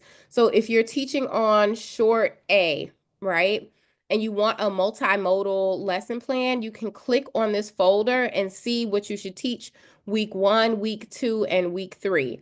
But it gives you the warm up of the instructional routine with the phonemic awareness, the phonological awareness part, how to articulate, then when you're doing letter sound correspondence, how to give them words to read, the word work, the dictation, and the text application. And it has all these lesson plans mapped out for you. It has words that follow the phonetic pattern, and it has little short decodable passages. So this is all free. So if you don't have a curriculum or you want to supplement your curriculum, it's in the slides and you can access those there. But just remember, multimodal learning engages our students and differentiation makes all the difference. So in the sake of time, we know that every child learns differently, and as educators, we have the power to make learning accessible and engaging for everyone. So that is the end of my presentation. Now it's time for questions and answers.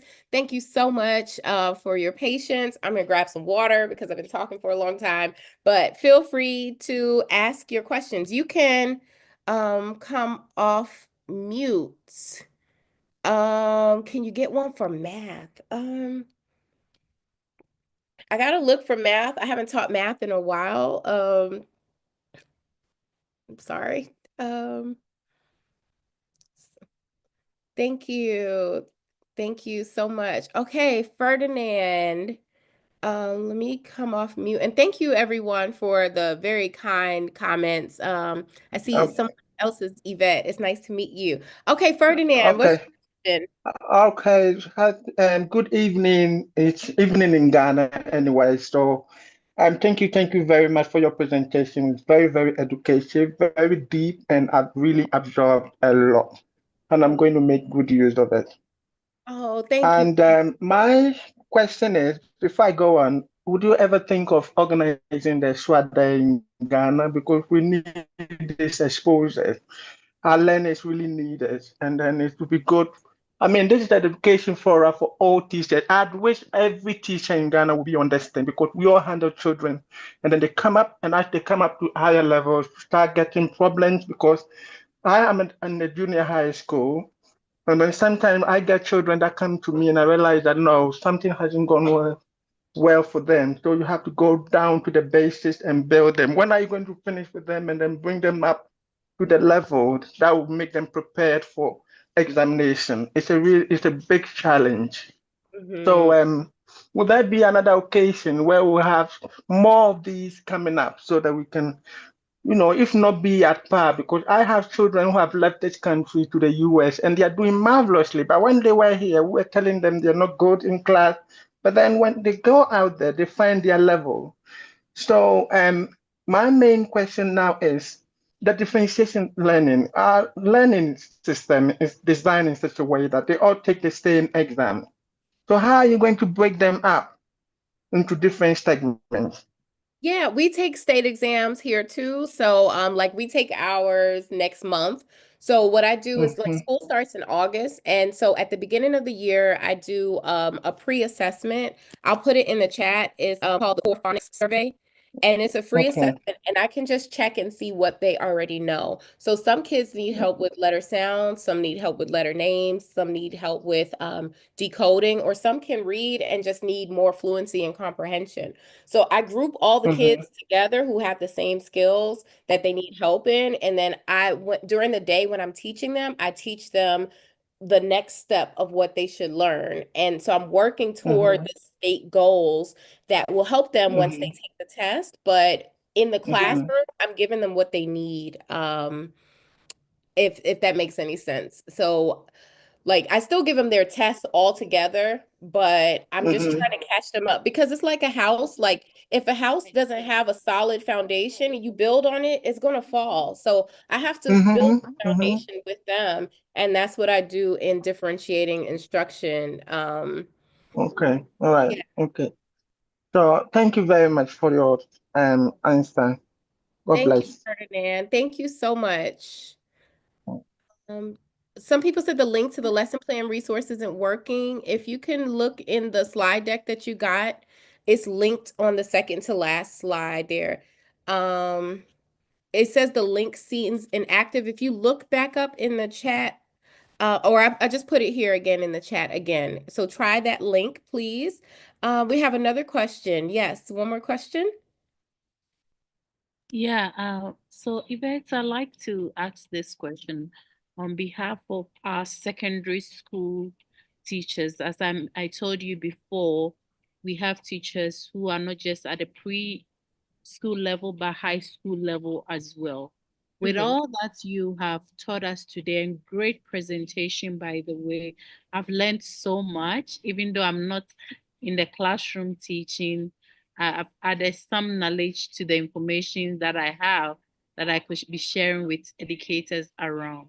Now for our teachers in the high school level, which I know the answer to myself, but then most of them would not understand why we tackling these issues when it comes to the science of reading and multimodal approach of teaching, why we tackling it from the beginning. How does all these strategies help them to support students who are already at a secondary level, but they are struggling learners?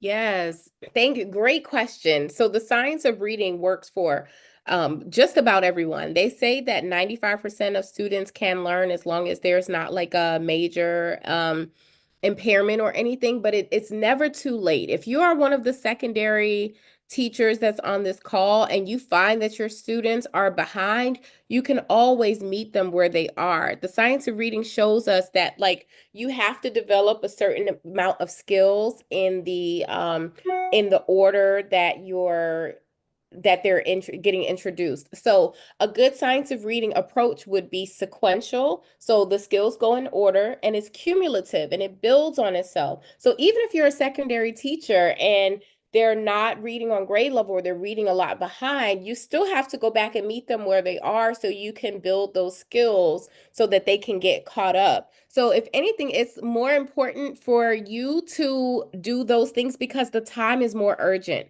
and you have like less time with them in school. But I believe that it can work. It will work. I have used the science of reading with adults who were illiterate and it worked for them and it can work. And I hope that you take all these information you're learning from all these sessions and try it and apply it and help our learners because they need it. Okay, Ellis, you are next with the question.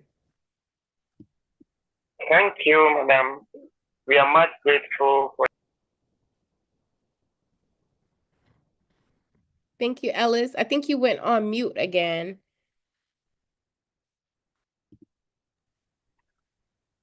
Okay, thank you, madam. And in our part of the world, differentiated learning, as you have presented, will be the best for us in our part of the world.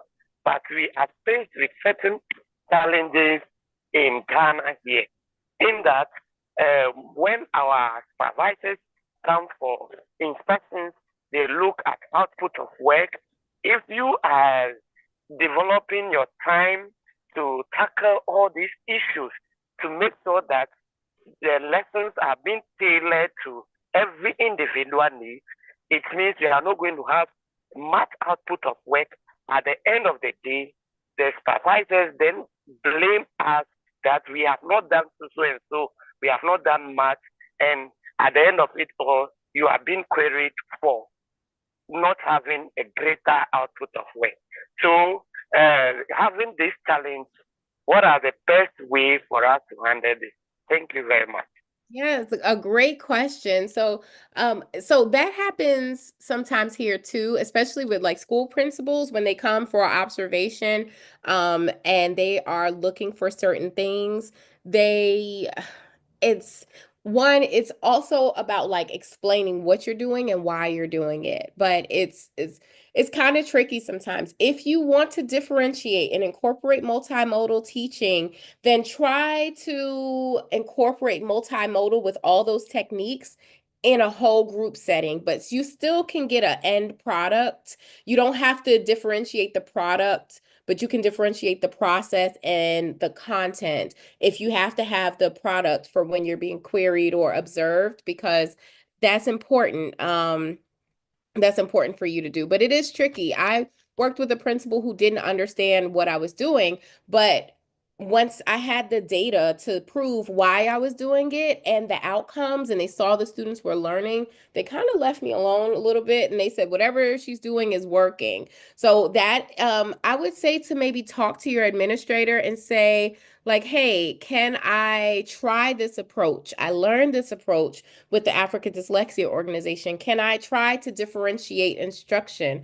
Because if you're teaching all the way up here, but the kids are here, then they're going to lose interest or they're not going to get it. Or they're going to, like with me, my kids who were really behind, they got behavior issues and they started to get in trouble and throw things and distractions. And so maybe you could talk to your administrator and say, like, it will improve engagement and achievement and help with behaviors and distractions, and maybe try it for a week and see if it works. Yeah, I hope that answered your question. I see Helen is next. Yes, Helen.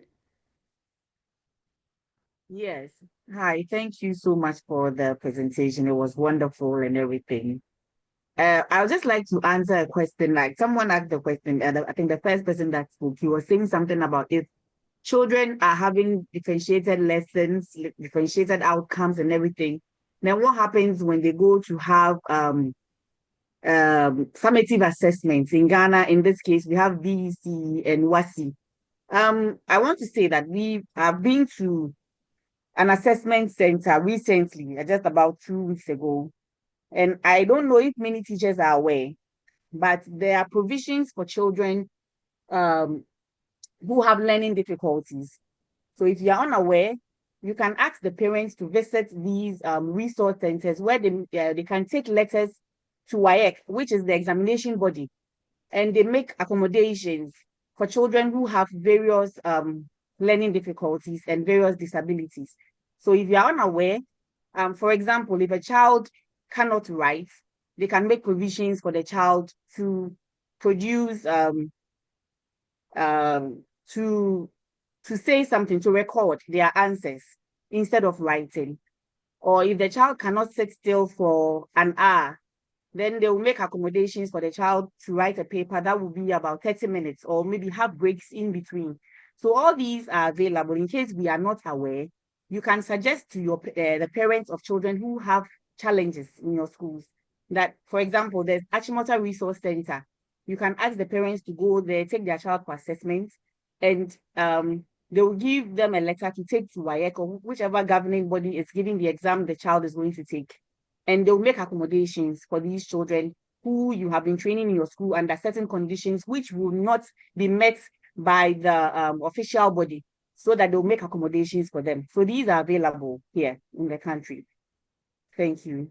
Thank you so much. And that sounds like a great resource that is available. Yeah. Thank you. Okay. Oh, all right. Okay, I'm trying to keep up with the hands that are raised, and I see some in the chat. Okay. Ajabang Clement. Hello, good evening. Hi. Okay, thank you for the presentation. I wanted to add something to what my sister just said. Where you come to Ghana, for my school, for instance, there is something that we do, we call it Gallop. So what we do is that from basic 4 to basic 6, we've grouped the learners into 3 groups. We have level 1, level 2, level 3. That is helping us to cater for learners with different learning disabilities. So what we do is that the learners who can read, but they cannot read properly are in level 1. Then those who can read 1 paragraph are in level 2. Then we have those who can read 1 to 2 paragraphs, but it's not clearly. Those are in level 3. So what we do is that the last hour for us to close school, we move to our various classes, whereby we make sure that we help these learners in their reading and writing difficulties. And I think that it is helping the learners. And I think the last time that I joined, since you started this program for us, I also introduced my staff to it and doing one Wednesday PLC time. And then it helped most of the teachers. And just yesterday, some of them were saying that where can they get more of this so that they will use it to help the learners. So I think that as my brother was asking the question, they can also practice that in their school. And as they do that, it's going to help the learners more. And at that time too, they can give them little exercises to test them whether they are being able to read, whether they are being able to write. And I think it's going to go a long way to help them. Thank you. Thank you so much. Yeah, we have a system here in the US, but it's opposite from you. Is tier 1 is everyone, and then tier 2 is the kids who need a little bit of help, and then tier 3 as referred to special education. But it's good that students are separated so they get exactly what they need. So thank you. Okay, Benjamin, you are next on my screen. Benjamin. Oh, there you go. All right. Thank you so much. I'm very grateful for this opportunity. Actually, there's so many things I've learned, and I'm very glad. I'm very glad. The Kahoot session made everything cool. Wow. So, to talk about grouping learners in their various learning disabilities, and I want to elaborate this so that if there's any guidance or there is any kind of advice you can give me. So we realized that BEC candidates who prepare for these exams, most of them that we see to be good, they go and come back and rather they are not performing well. We've got to realize that if they want to really learn and or let's say study hard for this BECE, there are some students who really disturb them. As in when they are learning, you could see somebody tapping, hey, hey, why are you learning? We are all playing. Why are you learning? Is it only you that you want to pass? And that kind of thing. So we realize that no, there have to be this kind of disparity where we grouped one of them of the group of the learners in let's say GHS3A and we have GHS3B, where we made it such that 3A would be these people who have been really disturbed and they don't know when to sit down and learn or blah blah. But the 3B, they are these people who really want to sit down and study because they know what is ahead of them. Right. So what happened was that as we have grouped them into 3A and 3B, the 3Bs are really being challenged with more questions, with more kind of past questions and all that. Here is the case where people who have been tapping and disturbing them are now in 3A. So they will have to also mark up and really study hard, go meet the people at 3B. So when there's an exam and you pass well, let's say there are 10 subjects and you pass, let's say above 500, average mark 500. That means you go to 3B. And if you are in 3B and you are kind of getting below 500, go back to 3A, perform better and come to 3B. This is what we are doing. I don't know if there's any advice that you would also give me, or if there's something that I would apply in my school so that it would be wonderful to help these learners even come June 2025 as the second batch of the new curriculum in Ghana is going to write their BEC. Thank you very much, and I'm very grateful. Great question. Thank you so much, Benjamin. So I'm hearing two different things. I'm hearing that you're grouping students based on their proficiency and then also like their focus and the seriousness of how they approach their work. So sometimes there's a correlation where you see the students who are high performing tend to have less distracting behaviors. And then sometimes when students are lower performing, they employ those distracting behaviors as an avoidance technique and strategy. So I think that works, but then I have seen some students who have distracting patterns because they are proficient and they're bored, and which I don't think is the case, but it's something to consider if you're separating the proficiency between A and B and then their level of focus between A and B, which would be interesting. So in those classes, what I would do is break them into like 3A1, 3A2. So 3A1 could be the students who are scoring under 500, but they also have distracting behaviors. 3A2 could be the students who are under 500, but they really want to learn. And so it's not their behavior, it's just their proficiency at the level. And then maybe that will help you move those 3A2s into the 3B and then really have a smaller ratio in the 3A1 group. That's the first thing that comes to mind. Does that make any sense or anything? Or what do you think about that, Benjamin?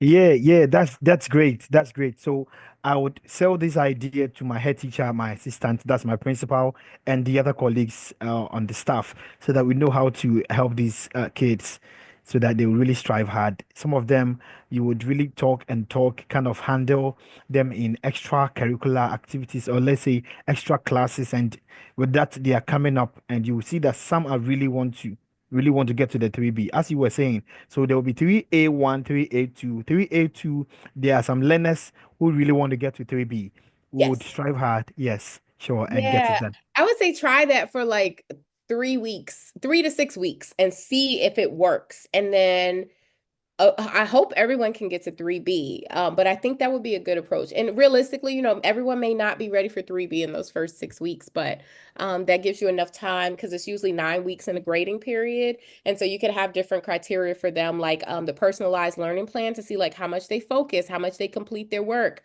And also with 3A1 students, they may need more time to talk to each other. Like they like the attention maybe, and they like working with each other. So maybe pairing them up if they don't, go too far off and get distracted, but giving them different activities to do with the same product and a different process might be helpful for differentiation.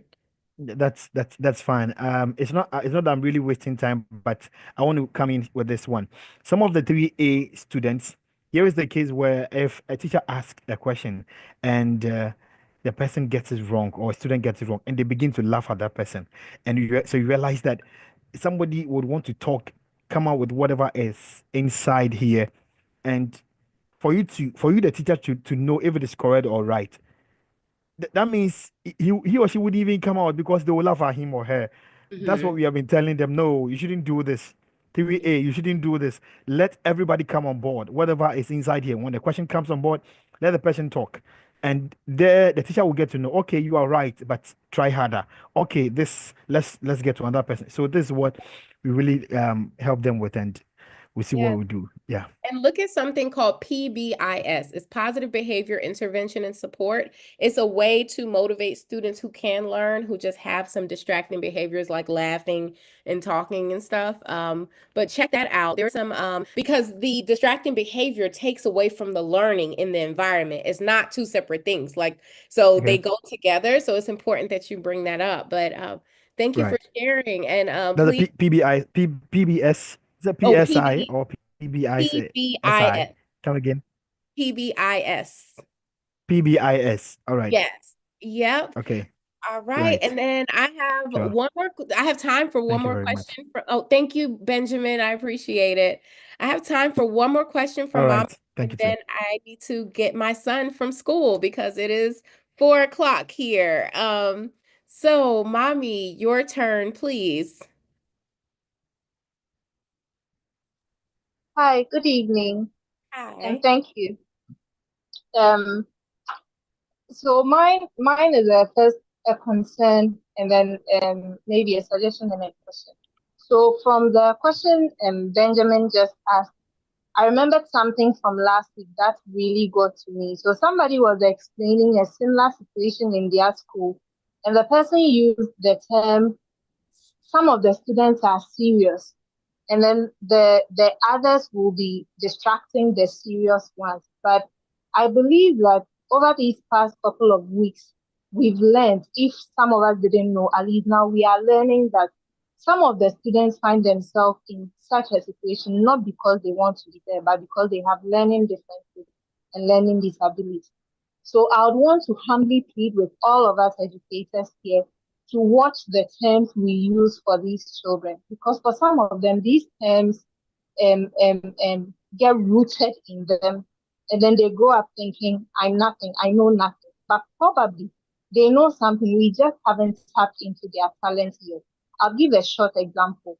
Where I teach, there was a boy who was labeled a blockhead by some of the teachers because in the theoretical lessons, he would hardly do anything because he didn't get it. But then during our project term, where we do projects for half the term, and at the end of the term, each team is supposed to present their products from the project. That was when they discovered that he was a hands-on learner, and he was the best student in his group. Because when it comes to reading and writing, even though he has a problem, when it comes to the hands-on activities and the practical aspect, he's very good there. So I really want to plead with other educators on this platform that let's be careful the words we use to tag them. Let's not tag the children. Let's rather figure out how to help them. And then please, my question is that this grouping of students into maybe A, B, and all of that. Well, when I was in school, the B class was for those who didn't perform well.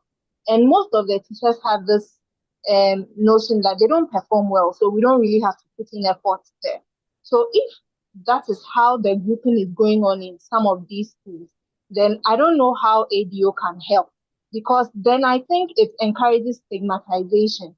Because if they are in B, like he said, some of the students in A will laugh at them that, oh, after all, they don't do well. So please, is there a way that this grouping can be done properly, not just to tag the children for them to get stigmatized, but rather to actually help them that, okay, they are in group B because at this point in time, they receive such and such help.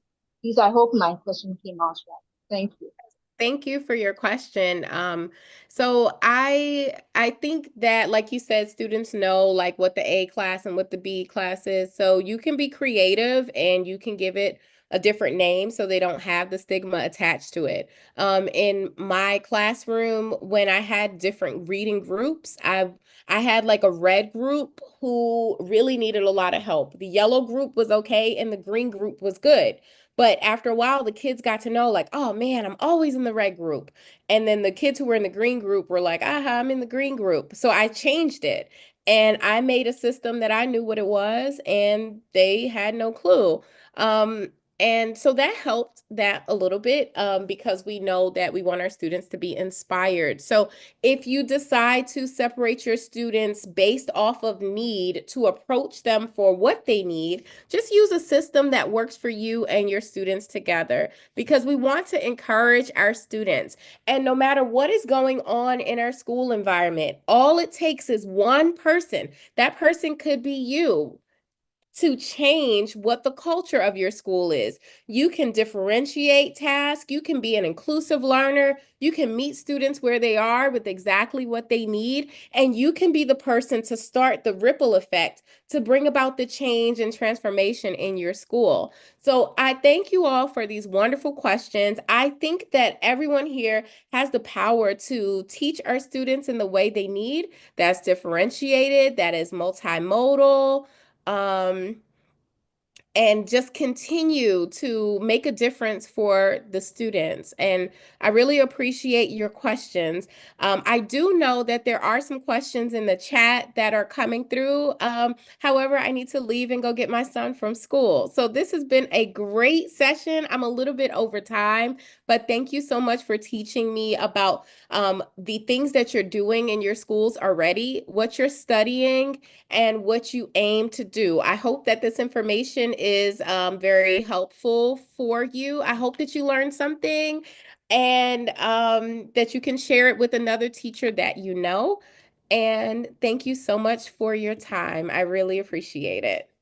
Thank you so much, Yvette, for your time and your knowledge that you have poured into us this evening. We really appreciate you, and all of us with one love sending to you from Accra, Ghana. I know this is the first but not the last of engagements we're going to have, and I look forward we hosting you one day soon in Accra as well. Thank you so much, my sister. I will connect with you later and then we see the way forward. You've listened to some of the things, you see the need that is on the ground, and we see how we all work together to make the great impact. Thank you. Go and pick your baby up. Thank you so much.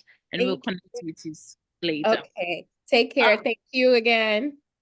Bye. Bye. All right, yes, thank you so much for your attention today. Sorry that we are like 8 minutes behind the time that we are supposed to close, but I just want to point out to you all again that you see we are not somebody who go beyond time here. And so when someone is on like this, investing their time, just now Yvette is off here, so I will tell you something about her. When she gives training for an hour, it's $1,500. And so when somebody is investing their time like this for us and they are on and we keep saying time, it kind of really not a good show for us. You can put that in your comments when you're sending that feedback, but it's not nice when the presenter is on and it's like that. We have already prompted her, so she knew, but she was answering some of you. That is why the time exceeded. So please, if you will help us not to do this again, we will be grateful. You can put that when we send you the feedback form, and you can do that for us. We are all learning, and so don't take this in a bad way, but I just wanted to point that out. Thank you so much. Precious, please give them the cash raise for today. Send in the attendance on culturally inclusive teaching pedagogies, and we'll send you more information about that. It's a bonus training. You can sign up. You can be here at the same time and be part of it. And we know that those of you who will show up will benefit a lot. We hope we'll see all of you. Thank you very much. Have a great evening. Bye. Thank you so much, Ms. Roslyn. Praise for today, literacy. I have kindly put the attendance in the chat, so please take note and fill your forms. So the phrase is literacy, literacy, literacy, literacy, literacy, literacy, literacy. Literacy. Literacy. Thank you.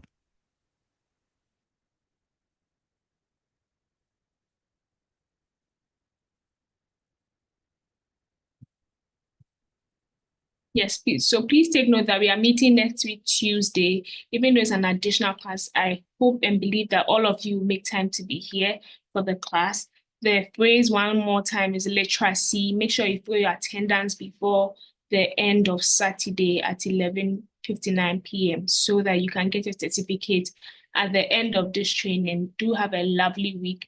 The phrase for the very last time is literacy, and the attendance form is in the chat. Thank you. Have a good evening.